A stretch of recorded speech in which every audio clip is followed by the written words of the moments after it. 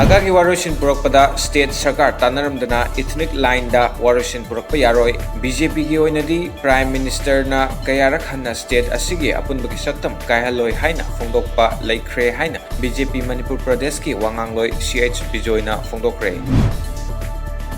नुपी सिनमी अमगी पुंसी तेमसिंगनरखिबा FCI DGMS James की मथक्ता आइन की ओइबा थबक लौखत्रबदी कैफन PD लेबरर्स वेलफेयर एसोसिएशन ना थबक लेपगी खोंजंग लाकदौरी FCI godown ममांगदा सिनमीसिंगना वकत खोंजंग चंगसिनख्रे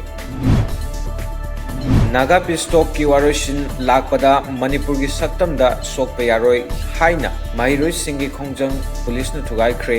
all Manipur all political party की मिफम हौख्रे लौमी सिंगना लौ लोकपा लोरबा मतुंग चरु सिंह मई थादोक्तुना मांगन बिगनु हाइना MP डॉक्टर RK रंजन न फोंदोक्रे लैंगाकना निंगोल चाकौबु नुमितपु अक्टोबर 30 नि हाइना लौथोखिबना मियामदा चममनबा थोगले हाइना कंगलैपाक कैलेंडर बोर्ड ना पेंदबा फोंदोरकली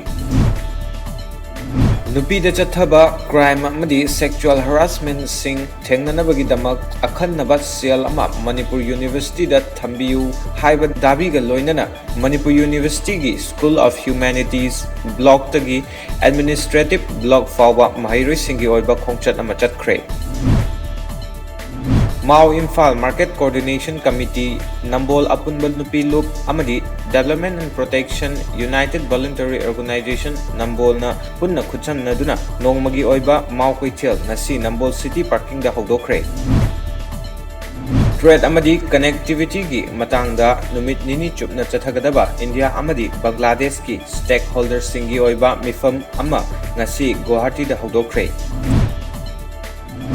अहुमलक सुबह गुवाहाटी इंटरनेशनल फिल्म फेस्टिवल था सिगी कुंथ्रागा माथोइदगी नवंबर 3 फाउबा नुमित 8 नि चुपना ज्योति चित्रवान अमदी श्रीमंता शंकरदेव कलक्षेत्रदा पांथोकलगनी